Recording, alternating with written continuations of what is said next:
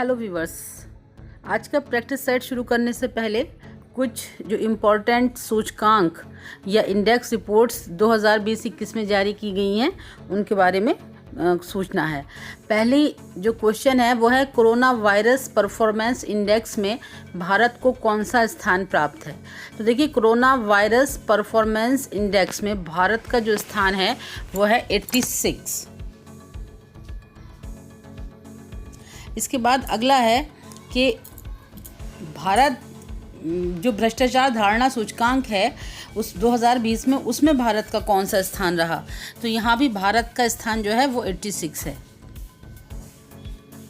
तीसरा है कि लोकतंत्र या डेमोक्रेसी सूचकांक 2020 में भारत को कौन सा स्थान प्राप्त हुआ। तो आंसर है 53। देखिए, ये इम्पॉर्टेंट है, डेमोक्रेसी सूचकांक ये बार बार पूछा जाता है। तो जो इसके बारे में जो संस्था इसे जारी करती है उसका भी नाम आप याद रखिए। ये 3 फरवरी 2021 को ब्रिटेन के मीडिया संस्थान द इकोनॉमिक ग्रुप की इकोनॉमिक इंटेलिजेंस यूनिट EIU द्वारा जारी किया गया। और इसमें जो सम्मिलित टोटल देश थे वो थे 167। जो इसमें नंबर 1 पर स्थान मिला वो मिला है नॉर्वे को, और भारत को यहाँ पर 53वां स्थान प्राप्त है, जबकि उत्तर कोरिया बॉटम पर है।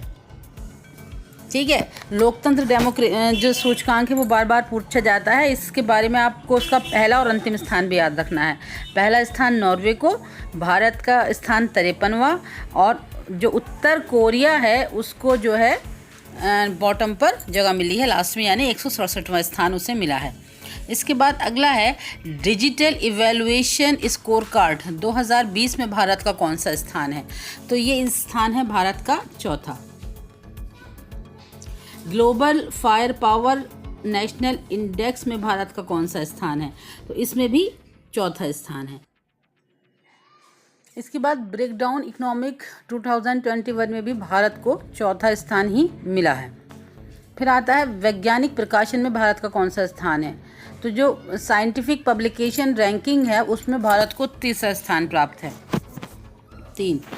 इसके बाद है हेनले पासपोर्ट सूचकांक 2021 में भारत का कौन सा स्थान है। देखिए, हेनले पासपोर्ट सूचकांक भी इम्पोर्टेंट है, इसके बारे में भी आप लिख लें कि इसमें जो टोटल सम्मिलित देश थे वो 110, भारत को स्थान 85। जो शीर्ष नंबर 1 पर स्थान है वो है जापान, और जापान देश के जो निवासी हैं वो 191 देशों में, यानी 191 देशों में बिना किसी पूर्व वीज़ा के यात्रा कर सकते हैं। तो सबसे ज़्यादा जो ताकतवर या प्रभावशाली पासपोर्ट है वो जापान का है। और जो इस रिपोर्ट में 110वें स्थान पर देश रहा है वो है अफ़गानिस्तान। अफ़गानिस्तान को 110वां स्थान मिला है। हेनले पासपोर्ट सूचकांक बार बार पूछा जाता है, इसलिए याद रखें कि भारत का स्थान 85वां, टोटल सम्मिलित देश 110, और जापान को शीर्ष स्थान है। और जापान के नागरिक 191 देशों में बिना किसी पूर्व वीज़ा की यात्रा कर सकते हैं। और जो 110वां स्थान या जो बॉटम पर देश है वो है अफ़गानिस्तान। इसके बाद अगला है मानव स्वतंत्रता सूचकांक 2020-21 भारत का कौन सा स्थान है। तो देखिए, जो मानव आपका स्वतंत्रता सूचकांक है उसमें भारत का जो स्थान है वो है 111। 17 सितंबर सन 2020 में अमेरिकी थिंक टैंक कैटो इंस्टीट्यूट और कनाडा के फ्रेजर इंस्टीट्यूट द्वारा संयुक्त रूप से मानव स्वतंत्रता सूचकांक जारी किया गया। इसमें सम्मिलित देश जो हैं वो आपके हैं 162। इसमें शीर्ष स्थान जो है वो है न्यूजीलैंड का, और जो सबसे नीचे वाला देश है जो इसको 162वां स्थान है वो है सीरिया। आपसे भारत का ही स्थान ज़्यादातर पूछा जाता है, तो वो है 111। इसके बाद अगला है ग्लोबल इकोनॉमिक फ्रीडम इंडेक्स में भारत का स्थान। तो ग्लोबल इकोनॉमिक फ्रीडम इंडेक्स जो है इसमें भारत का स्थान है 121। अगला है एशिया पैसिफिक पर्सनलाइज्ड हेल्थ 2021 में भारत को कौन सा स्थान प्राप्त हुआ, यानी एशिया प्रशांत व्यक्तिगत स्वास्थ्य सूचकांक, इसमें भारत को है 10वां स्थान। इसके बाद है कि वैश्विक जलवायु परिवर्तन सूचकांक, वैश्विक जलवायु परिवर्तन सूचकांक, इसमें 2021 में भारत को कौन सा स्थान प्राप्त हुआ? तो ये स्थान है 10वां। ये भी इम्पोर्टेंट है, इसको भी आप लिख लें कि ये जो है सम्मिलित देश, इसमें टोटल जो थे वो 57 थे, 57, ठीक है। और जो स्वीडन है वो इसमें शीर्ष स्थान पर रहा था। नंबर 1 का जो स्थान था वो था स्वीडन के पास, और जो 1 से 3 तक की रैंक है वो खाली रखी जाती है। यानी प्रैक्टिकली स्वीडन चौथे स्थान पे था, लेकिन जितने देशों के नाम घोषित हुए उसमें से स्वीडन पहले स्थान पे था। पहले की 3 रैंक इसमें खाली रखा जाता है, और भारत का स्थान इसमें 10वां है। इसके बाद अगला है वैश्विक जलवायु जोखिम सूचकांक 2021 में भारत का स्थान कौन सा था? तो देखिए, जो वैश्विक जलवायु जोखिम सूचकांक है उसमें भारत का स्थान है 7वां, और जो फर्स्ट नंबर पर रहा है वो है मोजाम्बिक।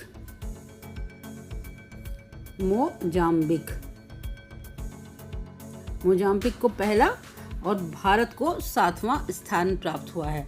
25 जनवरी 2021 को जर्मनी के बान में स्थित एक गैर सरकारी संगठन द्वारा ये जारी किया गया, ठीक है। तो जलवायु जोखिम सूचकांक में 7, और जो आपका जलवायु परिवर्तन प्रदर्शन सूचकांक में 10वां स्थान भारत को मिला है।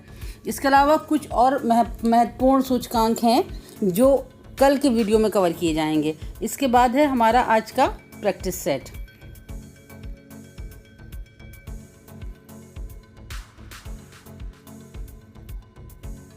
यह है प्रैक्टिस सेट नंबर 28। पहला क्वेश्चन है कि K is equal to 1/MPS किसे बताता है? तो देखिए, K is equal to MPS होता है गुणक, ये गुणक को बताता है। क्वेश्चन अगर आए K is equal to 1/1 - MPC किसको व्यक्त करता है, तो भी आंसर गुणक ही होगा। यहाँ पर ऑप्शन नंबर ए आपका जो है वो राइट आंसर है। अगला है कि यदि MPC 0.75% हो तो गुणक का मान क्या होगा? देखिए, गुणक का मान होगा फिर 1/1 - 0.75, सही है, क्योंकि K is equal to 1/1 - MPC के है, ठीक है। तो ये आ जाएगा 1/-25 यानी 4। ऑप्शन नंबर सी यहाँ पर आपका जो है वो राइट आंसर होगा। इसके बाद अगला क्वेश्चन है, विदेशी व्यापार गुणक का मान अधिक होगा जब निर्यातों में वृद्धि होगी, घरेलू वस्तुओं के उपभोग की सीमांत प्रवृत्ति अधिक होगी, बचत की सीमांत प्रवृत्ति अधिक होगी, या आयात की सीमांत प्रवृत्ति अधिक होगी। देखिए, जो विदेशी व्यापार गुणक है वो किस पर निर्भर करता है? वो निर्भर करता है विदेशी व्यापार गुणक का जो मूल्य है वो मूल्य की सीमांत बचत प्रवृत्ति और सीमांत आयात प्रवृत्ति पर निर्भर करता है। यानी जब आप फॉर्मूला लिखेंगे तो आपका होगा KF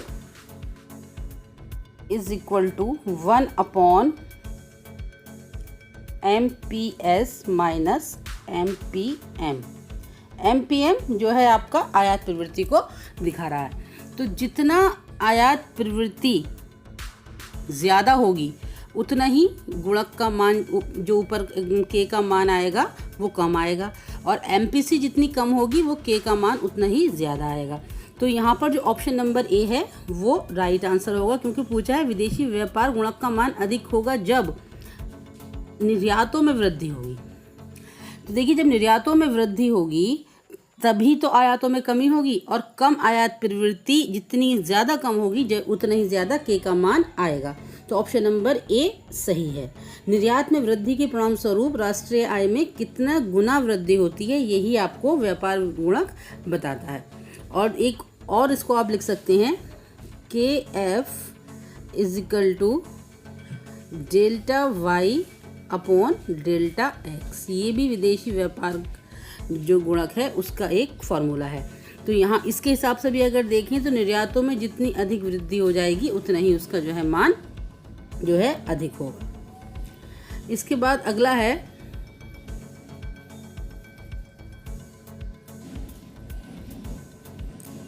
त्वरक का सिद्धांत जो है वो किससे संबंधित है।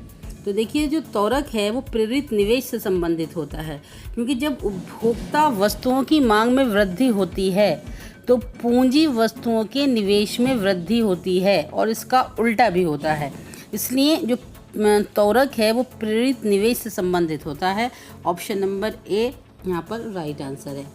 देखिए प्रेरित निवेश जो होता है वो लाभ प्रायोजित होता है, जबकि स्वायत्त निवेश लाभ प्रायोजित नहीं होता। ये सरकार द्वारा किए जाने वाला निवेश इसमें इम्पॉर्टेंट है स्वायत्त निवेश में। तो यहाँ पर ऑप्शन नंबर ए आपका राइट आंसर होगा। गुणक का मान हमेशा होता है निम्न में से किस स्थिति में। गुणक का मान हम एक किस स्थिति में होगा। तो देखिए जो गुणक का मान है वो संतुलित बजट की स्थिति में एक होता है। संतुलित बजट गुणक का जो मान है वो सदैव एक ही आता है। ऑप्शन नंबर डी आपका राइट आंसर है। इसके बाद अगला है, यदि MPS 0.3%, MPM 0.2 और निर्यातों में 1000 करोड़ की वृद्धि राष्ट्रीय आय में के विदेशी व्यापार गुणक में वृद्धि करेगी कितनी।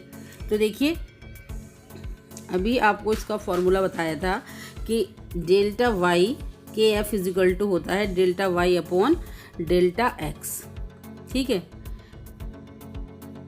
इज इक्वल टू होता है 1 अपॉन MPS प्लस MPM, ठीक है।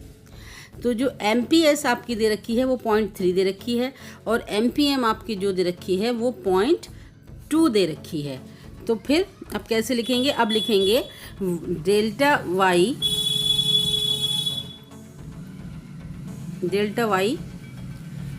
आय में वृद्धि पूछा है ना, तो इज इक्वल टू 1 अपॉन 0.3 यानी MPS प्लस MPM यानी 0.2 और इनटू क्या होगा डेल्टा एक्स यानी निर्यातों में वृद्धि। एक्स मतलब एक्सपोर्ट और डेल्टा मतलब परिवर्तन कम या ज़्यादा। तो यहाँ वृद्धि है तो 1000 आप इधर लिख देंगे, ठीक है। अब क्या करेंगे, आप इन दोनों को जोड़ लेंगे तो 0.5 आ जाएगा। 0.5 से जब आप एक को डिवाइड करेंगे तो आपका आंसर आ जाएगा 2। तो 2 इंटू 1000 यानी 2000 करोड़ रुपए आपका राइट आंसर यहाँ पे होगा। Option number A. इसके बाद अगला है कि विदेशी व्यापार गुणक के बराबर होता है। तो देखिए जो विदेशी व्यापार गुणक है, विदेशी व्यापार गुणक किसके बराबर होता है ये पूछा है। तो जो विदेशी व्यापार गुणक है वो आपका बराबर होगा delta y upon delta x के, ठीक है। Delta y upon delta x के होता है। ऑप्शन नंबर डी आपका यहाँ पर राइट आंसर होगा। फॉर्मूले आपको याद होने चाहिए कि एफ इज इक्वल टू होता है delta y upon delta x. तो ये आपका हो जाएगा ऑप्शन नंबर डी। इसके बाद अगला क्वेश्चन है कि निम्नलिखित उपभोग फलन में आय गुणक का मूल्य के बराबर 4 होगा। कौन सा इसमें से ऐसा उपभोग फलन दे रखा है जिसमें के का मूल्य 4 के बराबर होगा। ये सारे के सारे उपभोग फलन हैं और इसमें से कौन सा ऐसा उपभोग फलन होगा जहाँ पर के बराबर 4 होना चाहिए। तो देखिए के बराबर होता है 1 अपॉन 1 माइनस MPC, ठीक है। तो जब तक नीचे 0.25 नहीं आएगा तब तक आपका जो है के का मान 4 नहीं आएगा। तो और जो MPC दे रखी है वो y से पहले है, यहाँ पर 5 है MPC, यहाँ पर 0.75 है, यहाँ पर 8 है, यहाँ पर 0.4 है।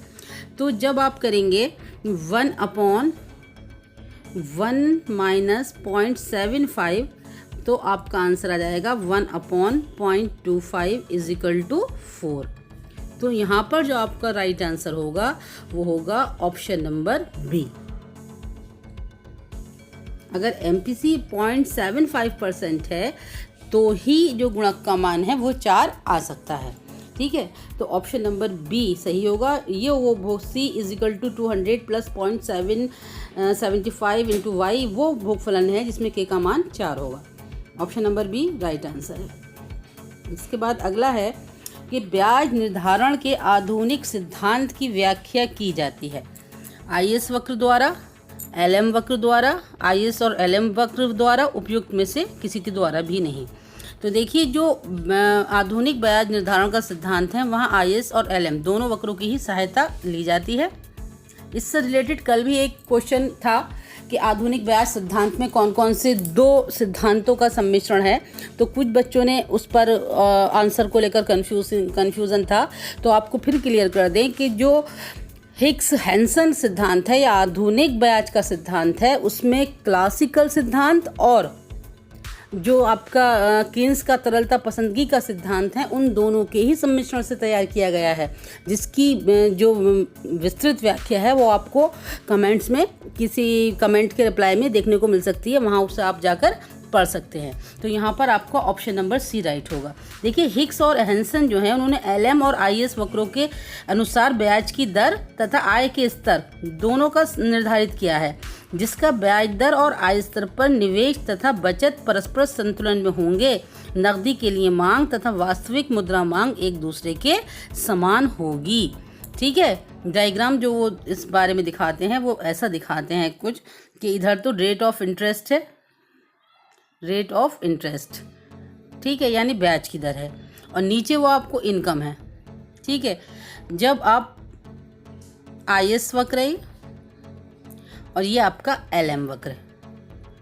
ठीक है, तो ये जो रेट है ये आपकी ब्याज दर की निर्धारण में होगी, जिसको LM और IS दोनों ही वक्रों के द्वारा समझाया गया है, यानी कि वस्तु बाजार और मुद्रा बाजार दोनों को संतुलन को एक साथ इस सिद्धांत में दिखाया गया है, और यहाँ पर ऑप्शन नंबर सी आपका राइट आंसर होगा।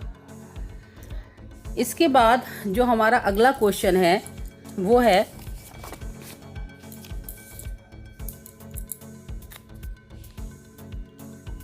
उच्च शक्ति मुद्रा में सम्मिलित है। वाणिज्य बैंकों द्वारा सृजित की गई आय, निश्चित जमाएं मांग जमा मुद्राएं, चलन में प्रचलन मुद्रा एवं केंद्रीय बैंक के पास बैंकर्स के पास जमाएं, और जनता के पास प्रचलन में मुद्रा और बैंकों के पास मांग जमाएं।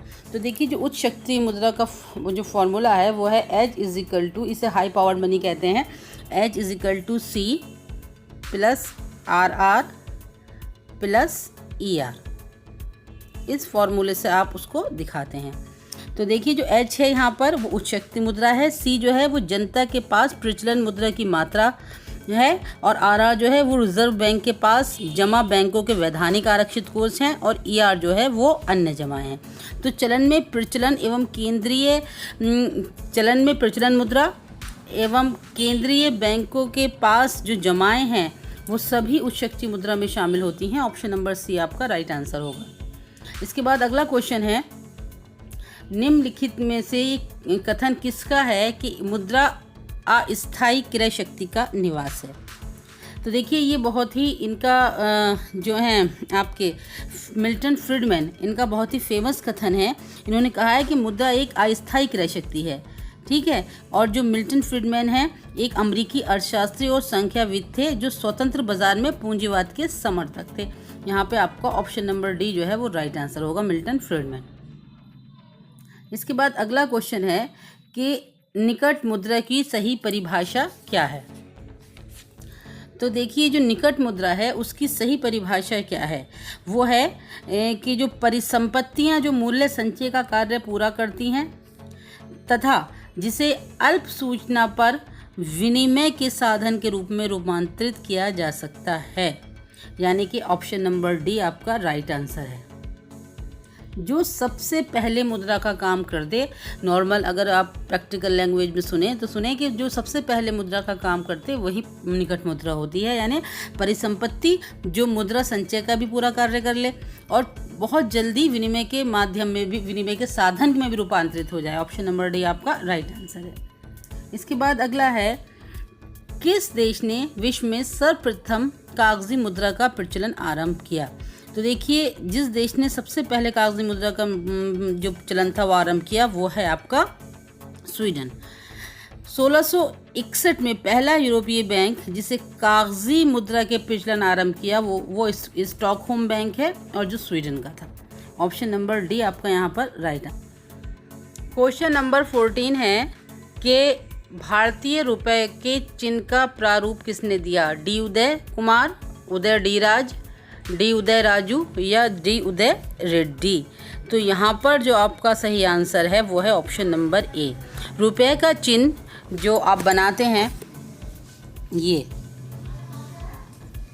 ये चिन्ह, इसे ITI मुंबई के एक इंडस्ट्रियल डिज़ाइनिंग में स्नातकोत्तर उपाधि प्राप्त डी उदय कुमार ने इसकी जो है इस खोज को चयनित किया और इस चिन्ह को वर्ष 2010 में अपनाया गया, जो रोमन अक्षर R और देवनागरी लिपि के अक्षर र का सम्मिलित रूप है। इसके बाद जो हमारा अगला क्वेश्चन है वो है क्वेश्चन नंबर 15। यहाँ पर आपसे पूछा गया है कि कागज़ में ये निम्नलिखित में से कौन एक मुद्रा का कार्य नहीं है? विनिमय का माध्यम, लेखे की इकाई, अर्थ का भंडार या अर्थ का माप। देखिए, यहाँ पर लेखे की इकाई जो है वो मुद्रा का कार्य नहीं है। ऑप्शन नंबर बी आपका राइट आंसर होगा। देखिए, मुद्रा के जो कार्य हैं वो हैं, ये विनिमय का माध्यम है, अर्थ का भंडार है, अर्थ की माप है, मूल्य का संचय करता है, भावी भुगतान का आधार है और मूल्य का हस्तांतरण करता है और साख का आधार एवं पूंजी व परिसंपत्तियों को एक रूपता भी प्रदान करता है। ये था आपका क्वेश्चन नंबर 15। इसके बाद जो हमारा अगला क्वेश्चन है वो है स्मार्ट मुद्रा किससे संबंधित है? देखिए, ये बहुत ही इजी क्वेश्चन है और इसका आंसर लगभग आप सभी लोगों को मालूम होगा। इसका आंसर है option number B, credit card. Credit card या डेबिट कार्ड को स्मार्ट मुद्रा कहा जाता है क्योंकि क्रेडिट कार्ड नगद मुद्रा का प्रभावी स्थानापन्न है। ये तरल मुद्रा के रूप में प्रयोग होता है और क्रेडिट कार्ड उधार लेने का एक सरल तरीका है। समझिए, तो क्रेडिट हो या डेबिट हो, दोनों तरह के कार्ड जो हैं स्मार्ट मुद्रा के अंतर्गत आते हैं।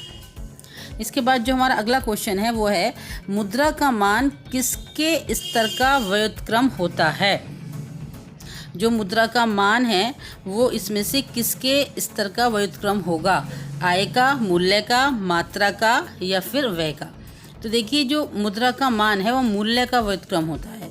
मूल्य के स्तर का व्युत्क्रम मुद्रा के मूल्य तथा मुद्रा का वस्तुओं के सापेक्ष एकिक मान को प्रदर्शित करता है। फॉर्मूला आपका होता है M = 1/P। मुद्रा का मान जो है मुद्रा के मूल्य को। ऑप्शन नंबर बी आपका यहाँ पर राइट आंसर होगा। इसके बाद जो अगला क्वेश्चन है P = KR/M किसके द्वारा प्रदत्त कैम्ब्रिज समीकरण है?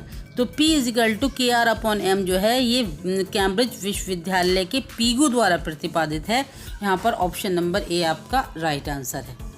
इसके बाद अगला क्वेश्चन है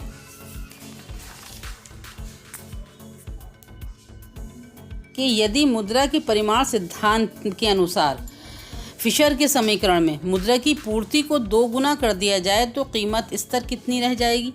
तो देखिए, यदि मुद्रा की परिमाण सिद्धांत के अनुसार जो है मुद्रा की पूर्ति को 2 गुना कर दें तो कीमत स्तर जो है वो भी 2 गुना हो जाएगा और जो मुद्रा का मूल्य है या मुद्रा की क्रय शक्ति है वो आधी रह जाएगी। तो यहाँ पर जो है कीमत स्तर भी 2 गुना हो जाएगा। फिशर के 2 गुना मुद्रा की पूर्ति की तो कीमत स्तर 2 गुना हो जाएगा। ठीक है, यहाँ पर जो है आपका आंसर जो है वो बी सही होगा। इसके बाद अगला है कि मुद्रा एवं प्रचलन मुद्रा में क्या अंतर है? सभी सभी प्रचलन मुद्राएं मुद्रा नहीं है, सभी मुद्रा प्रचलन मुद्रा नहीं है या सभी प्रचलन मुद्रा है किंतु सभी मुद्रा प्रचलन मुद्रा नहीं है या उपयुक्त में से कोई नहीं।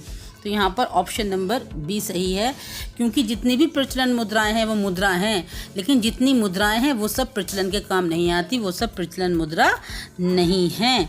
यहाँ पर ऑप्शन नंबर सी आपका राइट आंसर होगा। ये आज हमारा वीडियो से प्रैक्टिस सेट का लास्ट क्वेश्चन था। वीडियो अगर आपको पसंद आ गई हो तो इसको लाइक और शेयर ज़रूर करें। और एक क्वेश्चन और है इसके बाद आप लोगों के लिए, जो आपको ये मैचिंग करके हमें भेजना है कि इसमें से यदि MPC बराबर 0.2 होगी तो K का मान क्या होगा, MPS 0.5 है तो K का मान क्या होगा, MPS 0.75 है तो K का मान क्या होगा। ये दोनों को मैचिंग करना है। फॉर्मूला हम आपको बता दे रहे हैं। K = है 1/MPS और MPS और K = है 1/1 - MPC।